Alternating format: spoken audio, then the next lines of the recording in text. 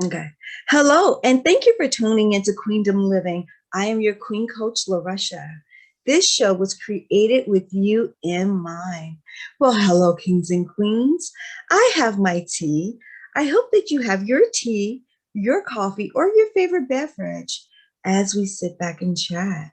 Well, today I am excited to be with you. I have one of my favorite people in the whole world. I have, you know him as Leonard H. Williams III, but us that are avid book readers and those that follow him love him and just wait for all the great things that he is doing. We know him as Lenny. He's amazing. He is a writer. He I had him on before. I have to go off script for a moment. I had him on the show before, and I tell you, I have fallen in love with him. He's amazing. He's not just a writer, but he's a down to earth person. He's a person that loves life. He's a person that experienced life and lived life on his own terms. He is a man that is cutting edge and he's unapologetic about it. I'm just so happy to have him back. But for those that want to know a little bit more about him, I'm going to read his bio. So, you know, Leonard H. Williams III is also known as Lenny by his peers. He started to take writing seriously during his junior year in college, when his professor told him his creative writing was phenomenal and should be published. He's a very spiritual and peaceful person who believes that nature and the night sky and dreams inspire the majority of his work. As a creator, he loves studying the works of Joshua Leonard, Martellus Bennett, J.K. Rowling, George Lucas, Steven Spielberg, Maya Angelou, Walt Disney, and Nicholas Sparks. He credits them for consistently instilling magic, love, and wonder in their material and hopes to make an impact with his writing like them one day. Well, let me tell you, he has already done that. I love, love, love everything about him. So I'm not going to prolong the time together. I'm just going to bring him in live. Hello, Lenny. Hey, how you doing? I am doing wonderful. How are you doing today?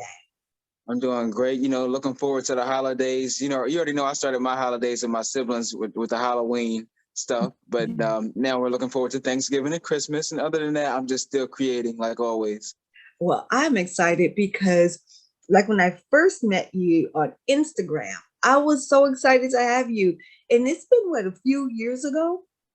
And I was like, okay, where's Lenny? And I remember hitting you up on Facebook. I was like, you have been silent.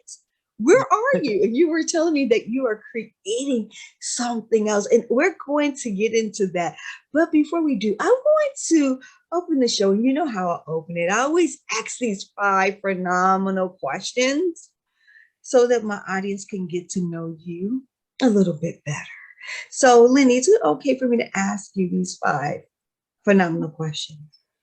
Yes, it is. Okay. Well, Lenny, if you could sit with any writer or producer, past or present, who would it be? And that's such a great question too, because it's a tie. It's a tie between 2 people. So one is J.K. Rowling, who she wrote Harry Potter. And I was just in Orlando, Florida, and I got to see the Harry Potter world that they recreated. And to have a whole like amusement park or like an amusement park inside of an amusement park dedicated to what you created with a book is amazing. So I would love to pick her mind and talk to her about her whole process. And also Tyler Perry. I would love to talk to Tyler Perry because he has a whole foundation to himself. Yes. And I know he loves to go on vacation by himself and work on, movie scripts. And to always just dish out that creative process, I always want to know where his mind is and how he does it. And his ambition, like, because I love to feed off of that type of energy. So I would love to talk to Tyler Perry and J.K. Rowling. Oh, I love it. And I love, love, love your answer. Well, number two, being that you are a creative person, I would like to know, how do you keep because sometimes we lose our creativity, we lose our inspiration and our motivation.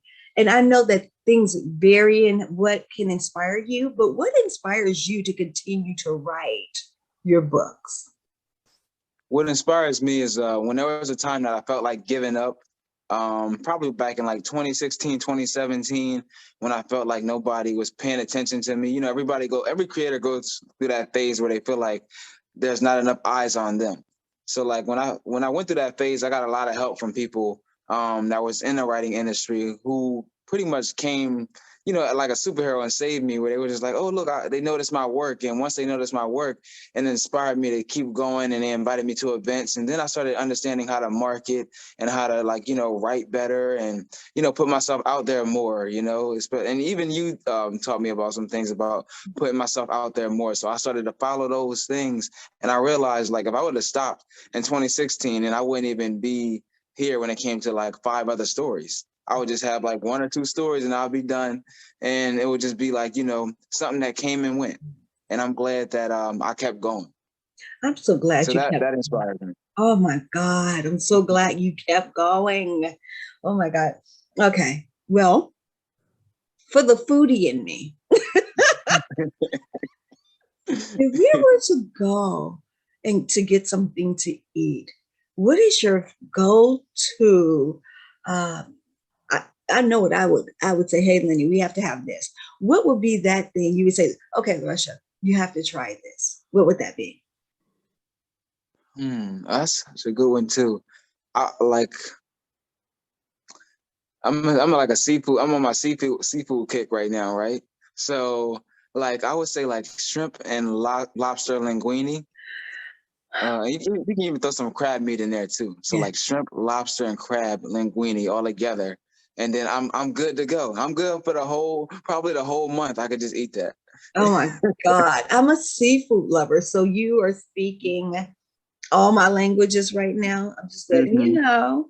Okay. Well, number 4, because you are a creative person, and I know you love the night sky. If you could be anywhere in the world during the night, because it's a really wonderful time, where would that be? Ooh, you ask some great questions. Okay, at night, anywhere in the world at nighttime. Okay. Let me go with Egypt. I will go with Egypt because we always see Egypt in the daytime, Yeah. but you know what? I think our ancestors watched a lot of what was going on in the nighttime too, to Yeah. help inspire them to create those temples and things like that. So I would love to see the beautiful stars and how the pyramids look when the moon shines on the pyramids and the Sphinx and like the trees and the desert. I would love to see that. I would Oh, love it. yes. Yes, yes, yes, yes, yes. Well, my final question is, if Lenny could be invited to any award show, which you will be, any award show, and you won for best author. Let's put it that. Who is the person that you would accredit all of this to, or at least one of the people? Ooh, okay. That would have to be, of course, I would have to say my mom, you know, of course, you know, because for always believing in me and supporting me, and never like, so whenever, like, you know, parents and their kids come up to them and say they want to try this or try something new or change their careers, we always get that, oh, okay, you sure you sure you want to do that? Or it's like a little self-doubt, or they're doubting you. My mom was always just like, okay, go ahead and give it a try. Like, so it was always that inspiration where you can come and talk to her, and because you felt like, okay, she cares, or she's going to support me, and she supports all her kids in the journey. So that'd be the person I would think and Okay. accredit everything to. Oh, I love it. I love it. And thank you so much for sharing and allowing wanted my audience to get to know you better. Well, you have written not one, not two, but what is this, like your sixth book, your fifth or your sixth? Yeah, number 7. Yep. Oh my God. Now, Lenny, we have had an opportunity to go on a journey with you. And as an author, you have written, your penmanship is amazing.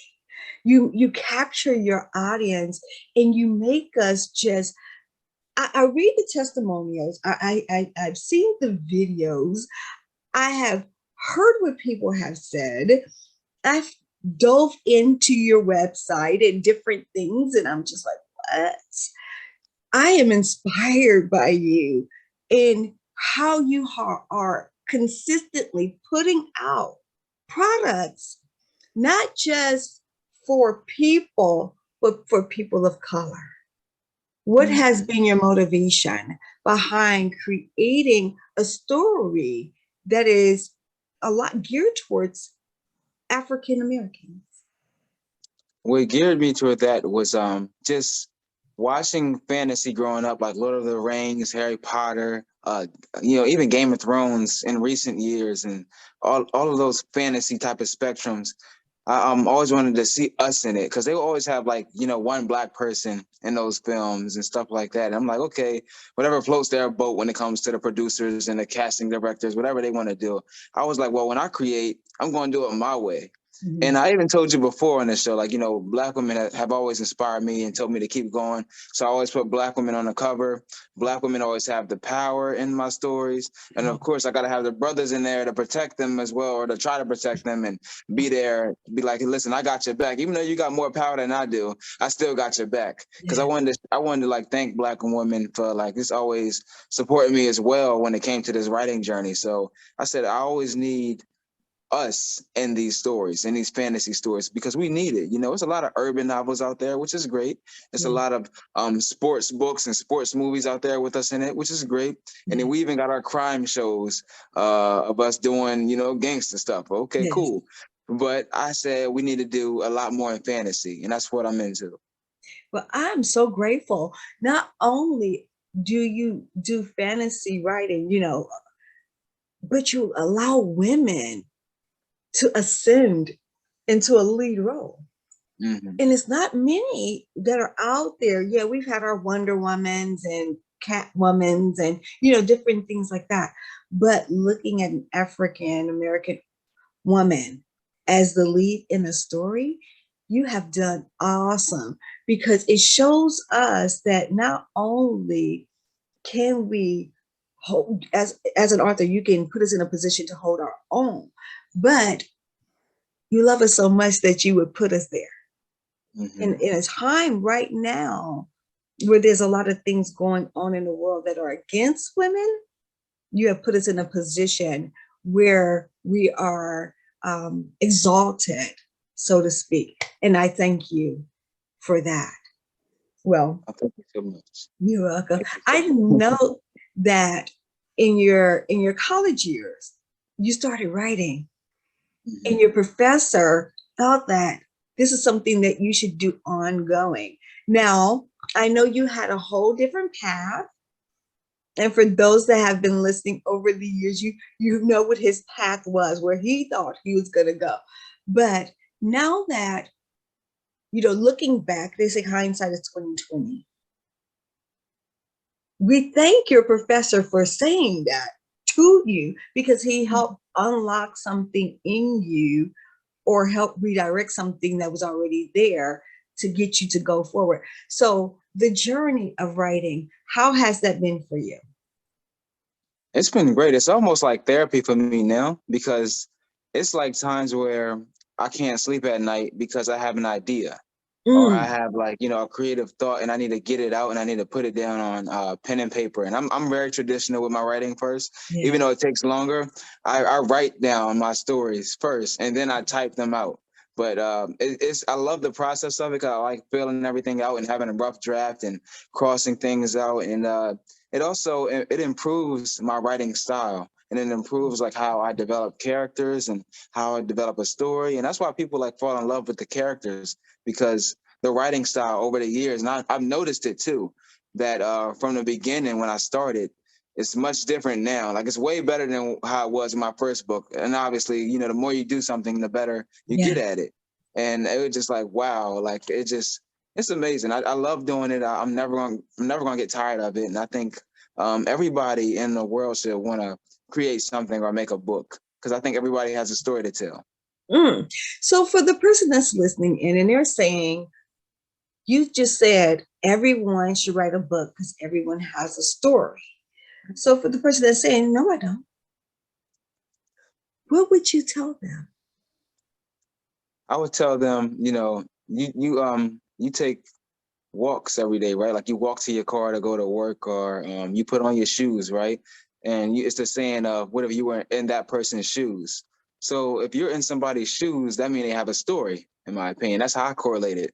If you're taking a walk somewhere, or even if you're in a wheelchair, if you're taking a roll somewhere to go, you have to go somewhere. You got to go to the store. You got to meet up with your family, or you're probably alone. Either way, it's a story and your perspective. So yeah, everybody has a story to tell. And I don't care if it's a movie about a guy who just lives in his mom's basement eating pizza, playing video games. That's a story. Yes. And like, why are you in your mom's basement?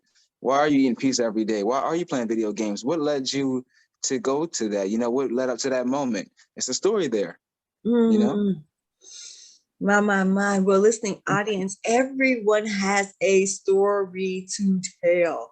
And I believe the same thing. I believe that everyone should write a book.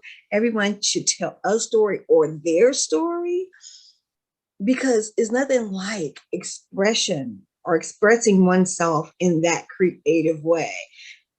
And it's also when time comes for you to transition, there's something you've left behind.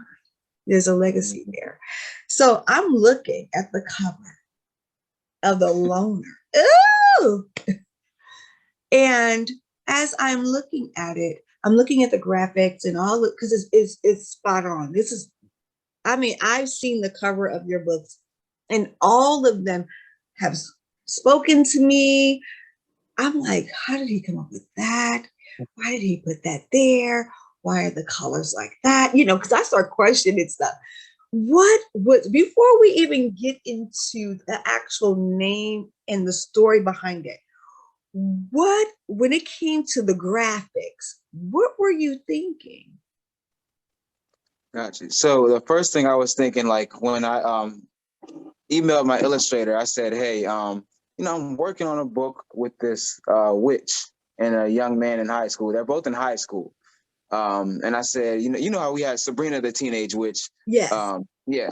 This is all it's like Sabrina the Teenage Witch, but rated R. Like, okay. you know, and yeah, so I was just like, I have to come up with a cover concept, and I look at a whole bunch of fantasy authors' covers, and I see what grabs their attention and things like that. And in my head, you'll see me like I'm coming up, and I'm in my room coming up with poses and thinking about how the characters should be positioned, and should it be a full body, half body thing. So I look up a whole bunch of poses, and I look up Google images, and I look up things on Yahoo.com or anything I can find. I try to find a photographic type of pose that speaks to me. And my illustrator, they do a good job with helping me out, because they help bring my vision to life. And I said, hey, I want like orange and red leaves around the people. I need the girl holding up her little witch powers. And I say all these things, and I describe it so well. It's so much detail I send in the email. My illustrator, they love it because they can follow each detail and create it. So all I can say is it's the detail of what I'm speaking to the, you know, on the email, which creates all that right there. Oh my God, the Loner and the Goth. I love it. Yep. I love it.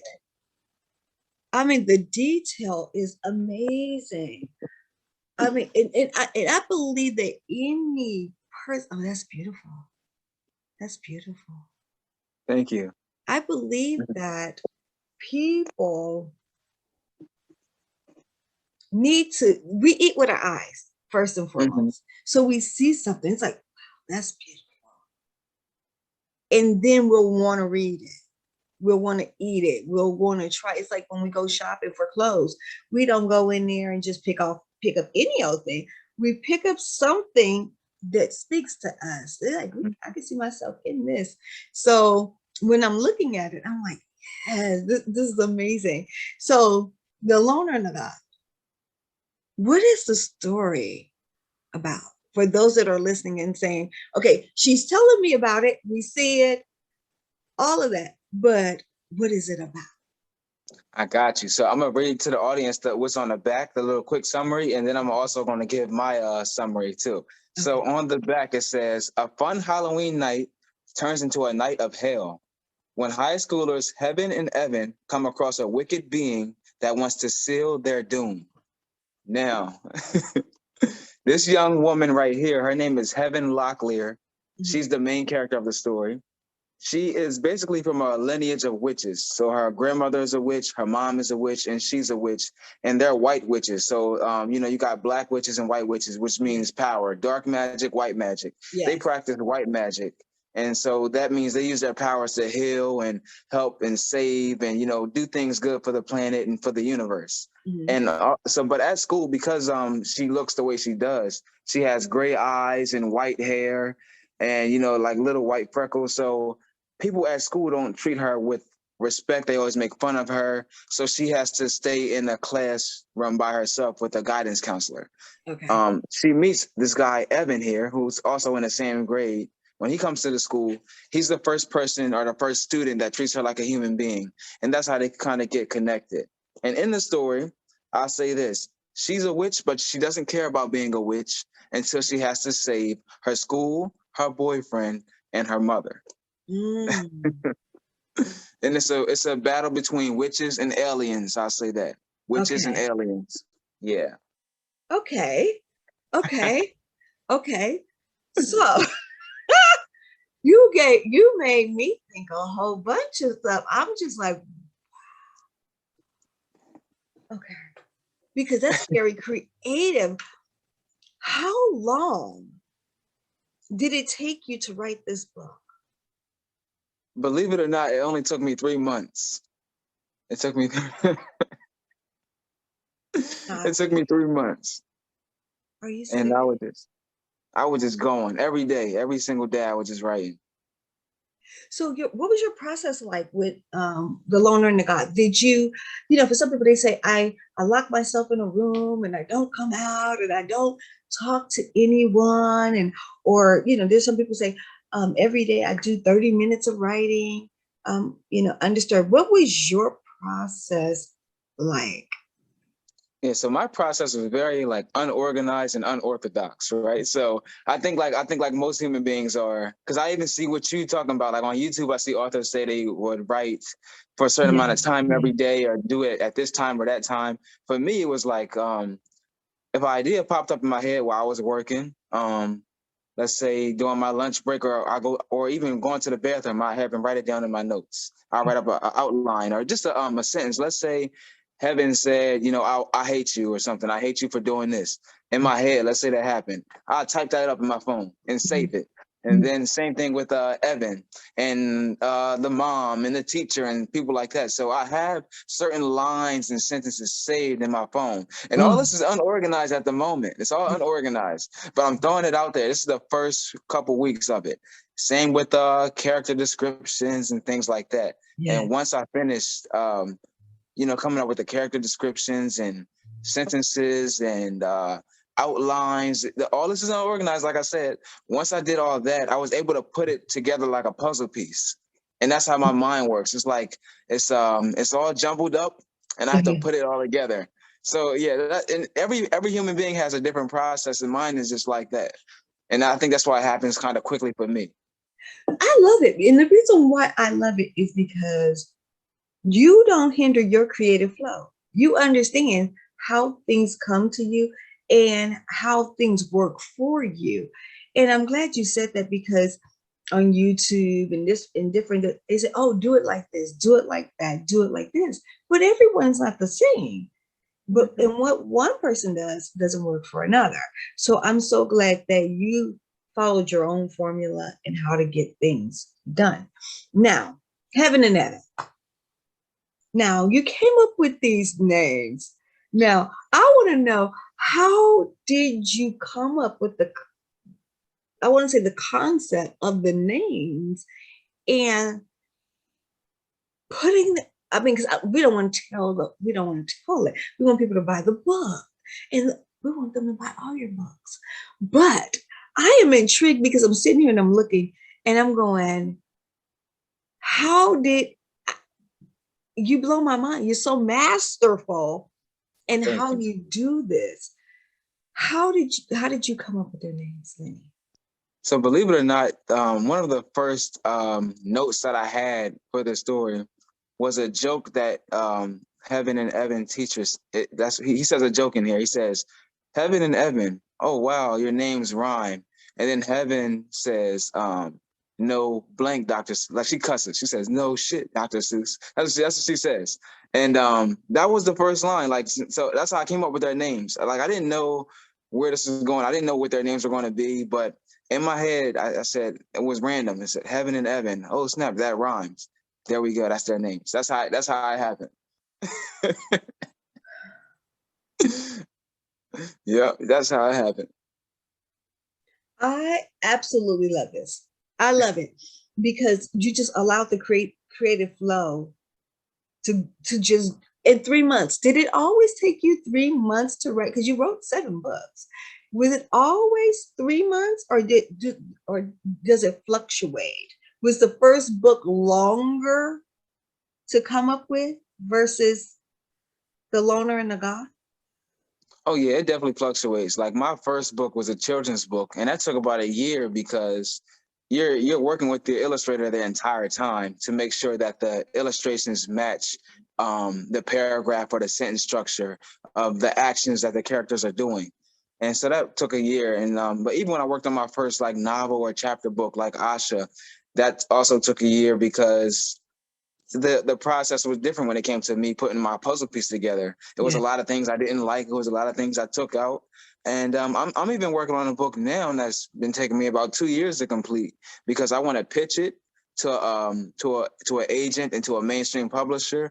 And the inside of my brain always wants to perfect it. And I've like erased 200 pages and added 200 pages, like so much going on. So yeah, it definitely fluctuates where I could write for like She's Divine took about 6 months. This took about 3 months. Another story could take 2 years or a year. Just it all fluctuates. I'm glad you said that because some people, I talk to different people, they're writing their books. And I remember one lady told me, "Oh, I've been putting this book together for 10 years." And I was like, "Consistently?" Like that. And she was like, "No, basically it was starting and stopping. I think it's like her life process thing she's gone through and some of the hard things she had to deal with. And so it's taken her a while. But I'm so glad that you made that perfectly clear because I think sometimes people have an idea that everything's supposed to be the same, go the same, and go in that same direction, and that is not true. So thank you so much for that. So Lenny, I'm looking at the book, I'm looking at the name, I'm looking at all the beautiful, the cover is amazing. So we have this, and for the person that's listening and saying, what do you want me to take away from your book as the author? What you're going to take away is the first thing that you're going to say, okay, he definitely studied classic horror films, like Nightmare on Elm Street, Halloween, Friday the 13th, those classic films, Texas Chainsaw Massacre. Because I never wrote a Halloween book before. That's why I'm saying that. So like I did Christmas stories, magical stories, but it was my first time doing a Halloween book because it is focused around Halloween. And other than that, you're also going to take in like adultery is wrong.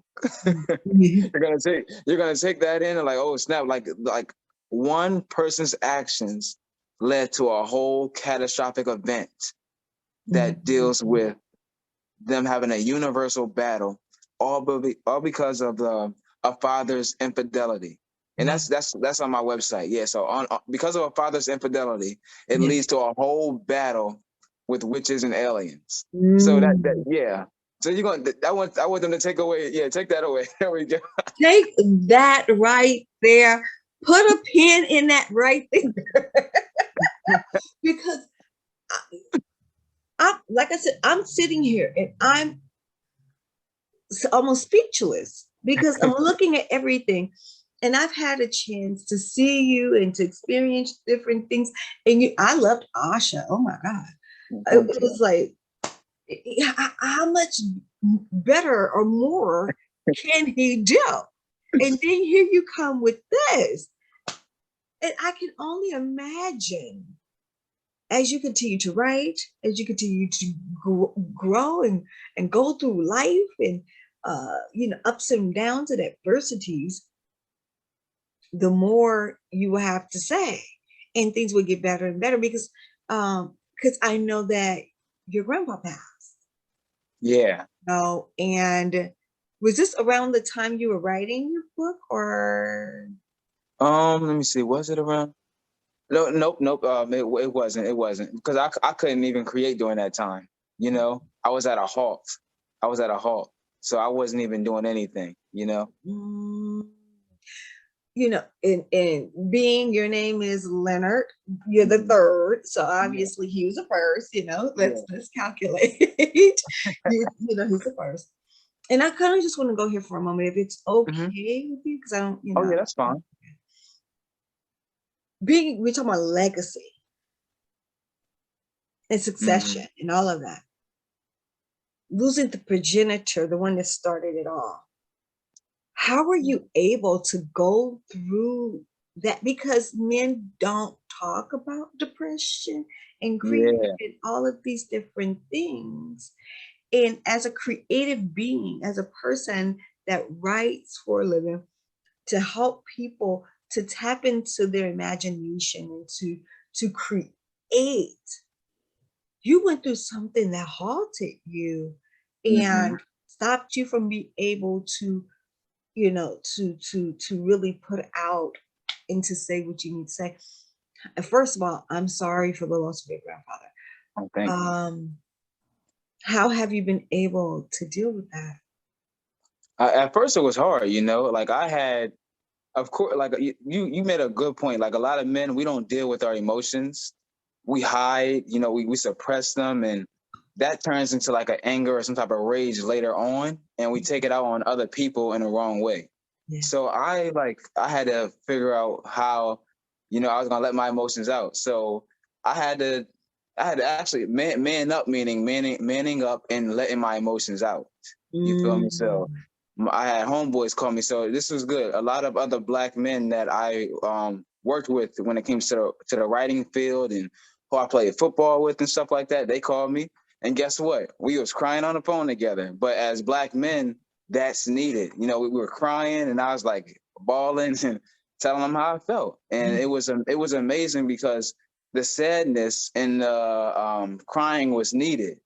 Because I think that's also like an ancestral thing too, like with the trauma, like your ancestors want you to let it out and cry and grieve. And so I was like, because of course it's going to be a rainbow on the other side. It's going to be a sunshine on the other side. But at the time I had to let all that out. Yeah. And I got off social media for a while and I just like took nature walks. And I also went to therapy. Like my therapist talked to me, and she's a Black woman, by the way. Like I think a lot of Black people, if you get a therapist, they should also be Black. And I'm not trying to discriminate. I'm just saying it because we could relate to each other. Yes. You know what I'm saying? And I always get a comfort feeling from like my mother, my grandmother, and things like that, the matriarchs in the family. So I wanted a Black woman therapist, and because she gives me that same feeling. So I was able to grieve with her. So dealing with the grieving process, it eventually led me to being okay where I could talk about it now. You feel me? Like I was able to be like, okay, now I'm healed and I feel good. And I think a lot of Black men should start doing that. Just go ahead and cry with your guy friends. You know what I'm saying? Go ahead and take nature walks. Go ahead and go to therapy. It really helps your mental space. Yes. Thank you for saying that, because a lot of men don't. I mean, and I talk to people for a living outside of the show. I do coaching and counseling, and when I talk to men, they don't know what to do with it. It turns into anger and all kinds of other things. whatever that, or vices.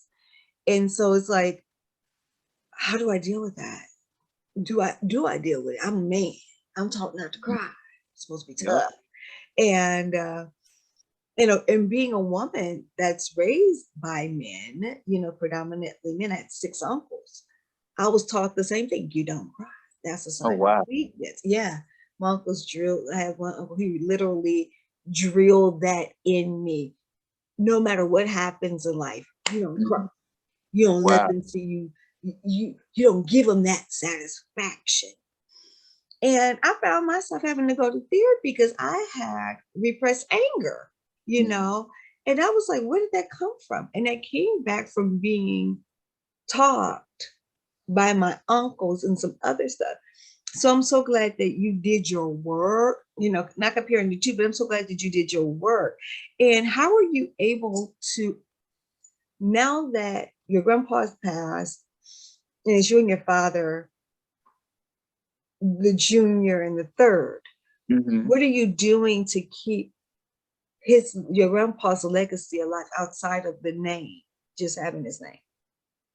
Just continuing to what's the name? I guess strive for greatness, meaning like before he passed, right? I wasn't really into the whole wanting to have a family and kids aspect. I was still in my like bachelor mode and just wanting to create, like it was almost like a situation like how George Clooney and Idris Elba, like for the longest time, they were just single men just working on their work ethic and that's it. But I was like, you could go through that, but like if grandpa would have just went through that and not had kids and stuff, you wouldn't be here. You Mm. feel me? So like, but I also had to look like, okay, yeah, let's say George Clooney and Idris went through that phase, but Denzel didn't go through his phase. He stayed with his Courtney B. Vance stayed with Angela Bassett, and so it's like you could look at that, and I'm not trying to compare. I'm just like, Yeah. I, for me personally, I was like, okay, you know what? I think I am fine with eventually getting married and having kids. That way they could say, you know what, dad never gave up on his dream. Dad never gave up on making books and trying to make movies. I'm inspired by my dad. Yeah. And then their kids could say, oh, I'm inspired by my grandpa because he continued to work. And it'd be cool to have a Leonard Williams the fourth and Leonard Yeah. Williams the fifth. And, Yeah. like just to keep it going, the eighth, the ninth. So I thought I started to pay attention to lineage more in the family tree aspect and how beautiful it is to create. Yeah. Because not only can I create books, human beings, we can create other human beings, but it's Yes. got to do it the right way. That's well for me. I want to do it the right way. Yes. I love it. I love it. Your kids seeing that you didn't give up and Mm-hmm. you continue to move forward, but also losing a loved one puts life into perspective. Yeah. What do I want my legacy to be? What do I really want out of my life? And being that he transitioned, you were like, oh wow, if he wouldn't have done X, Y, and Z, I wouldn't be here today. And Yeah. so therefore, I want that to continue. I get it. I have a son, his name is John. He's the fifth. Wow. And he was like, I don't want to have a six. And I was like, no, it's not about uh, it's the legacy Mm-hmm. coming from greatness. Mm-hmm. And I think for a lot of us, and I'm glad that you write from a perspective for African American culture, for us, Mm-hmm. because we get demonized and villainized so much. African American men are always the thug or the dope dealer or the gang banger or, or even the help sometimes. You know what I'm saying? Mm-hmm. Yeah. And we see it's a stigma with African American men. Oh, they're nothing. They're this, they're that. And same thing with us as women. People look at us as African American women and she's uneducated. She doesn't have a job. She doesn't have this. I'm talking about the stereotypes, what they believe, whoever they are, about us. But that is Yep. absolutely not true. And you have shown us that with being creative, writing stories about us, giving it a name, giving us a face, ascending women to a great place of being the lead in your books. So, do we accredit this love for women from your mother and your grandmother? Where does this love come from? Because if women are a lot of the leading your stories, where does that come from? Oh yeah. That's a great point. That it actually does come from my grandmother and my mother and my great grandmother because they like I want to keep using like I know everybody used the phrase held it down and hold it down, but like they just did so much when it came to making sure that we were okay. Mhm. And it was a comforting feeling. Like, you know, when just going to like, you know, going to a grandmother be when you're a child, going to your grandmother's arms and having her like just make you food or just want to give you money and all types of stuff. It was always like you're as soon as you go to grandma's house, you're in a good mood. Yes. And soon as you see mommy after school, you're in a good mood. You can't wait to give mommy a hug. You Yeah. can't wait to see mommy. So like that matriarchal feeling is just it's a beautiful thing. Like it always gives me some type of tingling feeling, like where I feel warm, where I feel at home.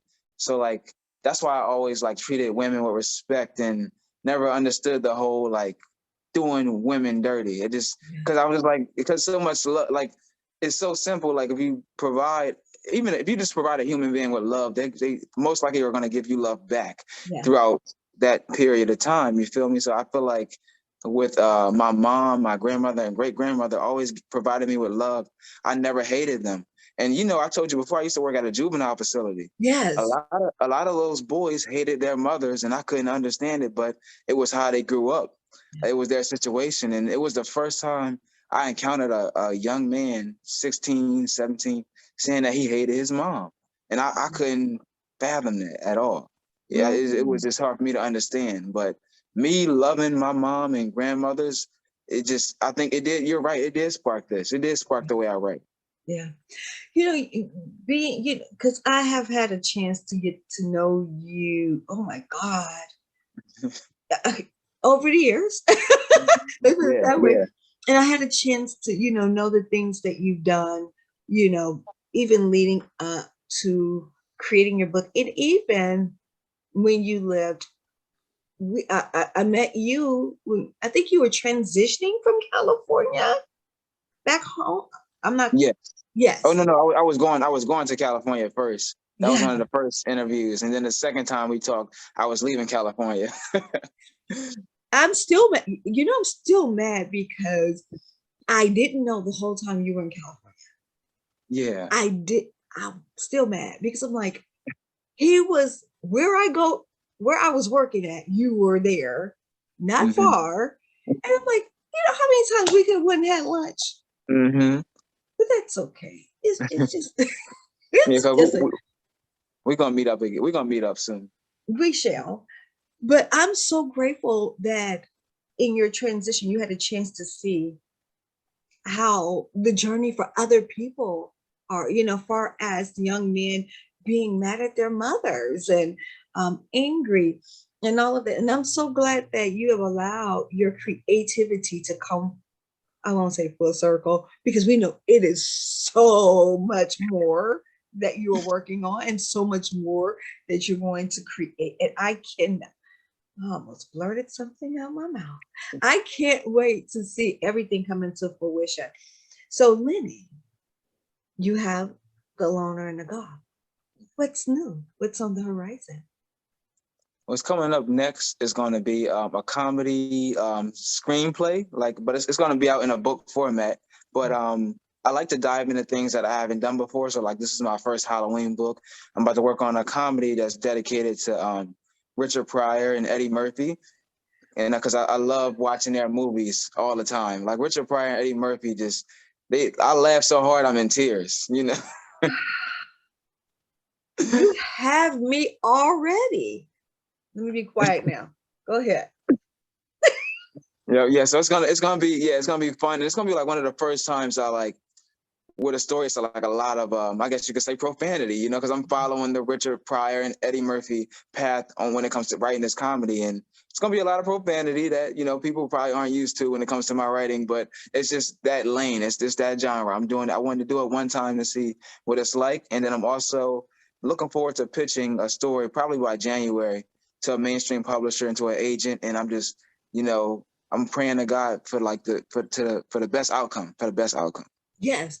You know what? Let's go back to the first one. Mm-hmm.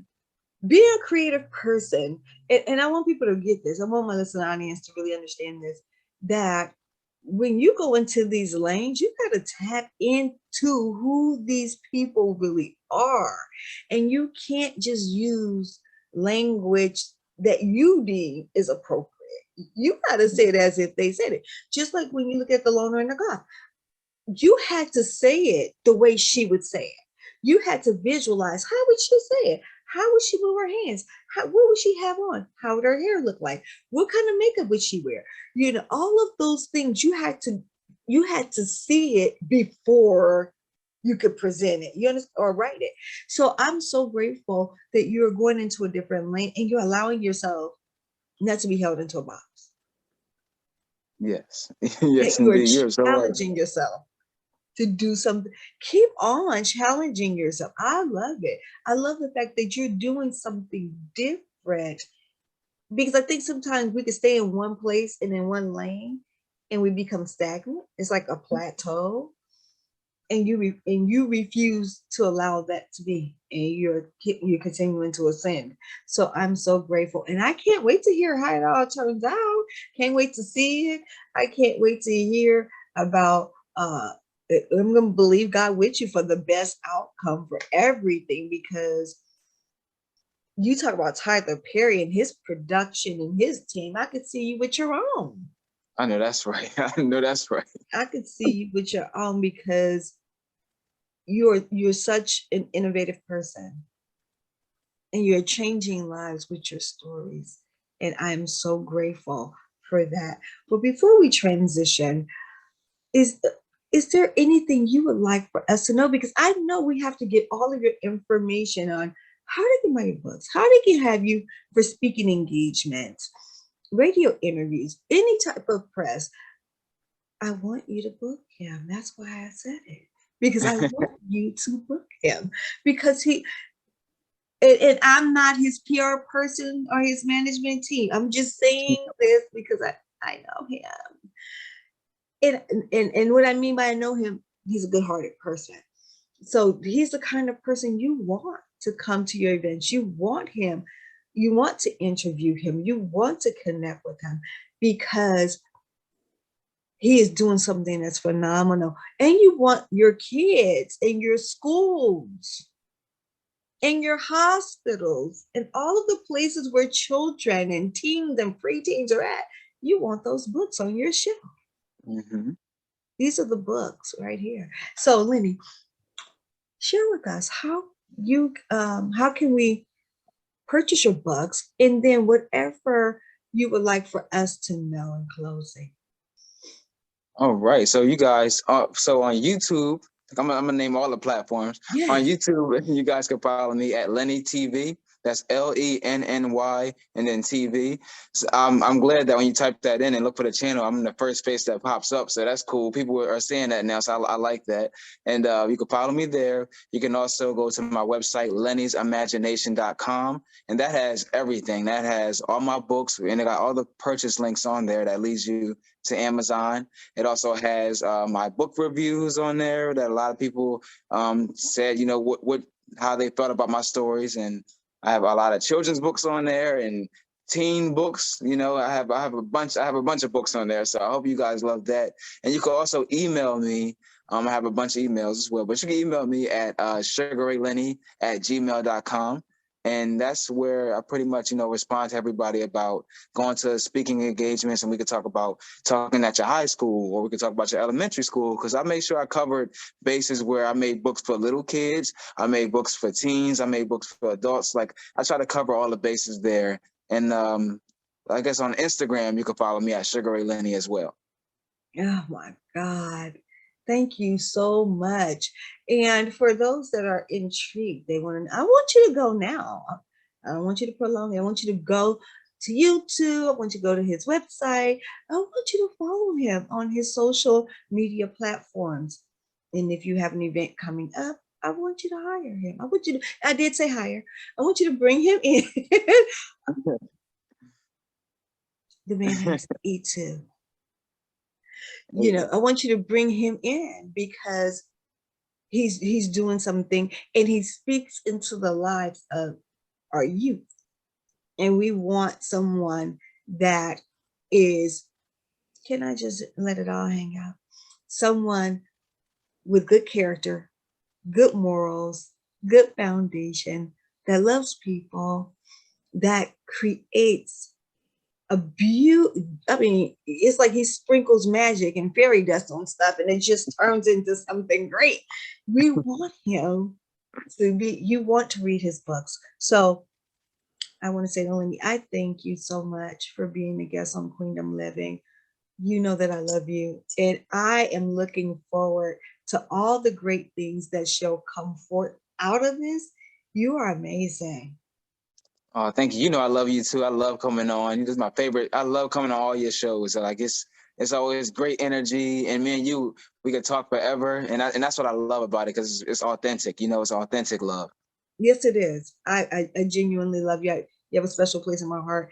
And when you know, usually I don't say this, but when I invite people on or they say, oh, can I come on? I go, you know, I'm always excited. But when it came to you, I was like, this right here. It's going to be amazing. And because we always have really good conversation and everything just flows, but also you are doing so many great things. I remember there's a picture of you on your website and you were at a hospital. Oh, yeah. So, and it was somebody's bedside. I think it was a little girl, I believe so. And these are the things that you do. And these are the things you have done. And the way that you are with your younger siblings, it speaks to the man that you are and the author that you are. And so I am looking forward to all of the great things that shall come forth from you. And I look forward to interviewing you again when your other projects are launched. Thank you. Yes, you know, I'm always going to appear. Every time I'm releasing something, I'm always going to appear on the show, and I'm definitely going to have you on things too. That when I have platforms out there, and I want to talk to people, I'm going like, come on, let's get LuRussia Cain on here. Let's get LuRussia Cain on here. Hey, I'm always ready whenever you are, because you know when you have good people in your life, you just have good people in your life, and you are one of the people that I genuinely see going further, and just keep doing it what you do. And for those, you know, the Loner The Goth I love. But if you don't, you know, I'm plugging all your books. But you know, I fell in love with Asha. I just had to say this again. I fell in love. And so please make sure you purchase his books. Make sure you let him know that you were touched by his interview and follow him on his social media platforms. And again, Lenny, at any time, you're more than welcome to come back on Queendom Living. Awesome. Thank you so much. You're welcome.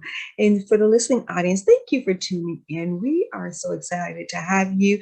And until next time, you are listening to Queen Coach LuRussia, and I am here with the fabulous Lenny, our guest host on today. Follow us on our social media platforms. He gave you his, and mine is under LuRussia Cain. And until next time, have a great day. Bye-bye.